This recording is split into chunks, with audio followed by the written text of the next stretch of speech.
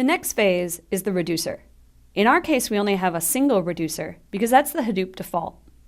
It will get all the keys. The reducer is going to get the data coming in something like this. If we had specified more than one reducer, each would receive some of the keys along with the values for those particular keys. We're using Hadoop streaming here because we want to write our code in Python. Hadoop streaming allows you to write your mappers and reducers in any language, rather than forcing you to use Java. But the way the reducers get their data is a little bit tricky. As you can see, the data comes in streamed as lines of text. Each line contains the store name and the cost. The store names are sorted, which were guaranteed because of the shuffle and sort. So we know that all lines for, say, Miami are together. So if we receive our data like this, what variables might we need to keep track of to calculate the total sales per store?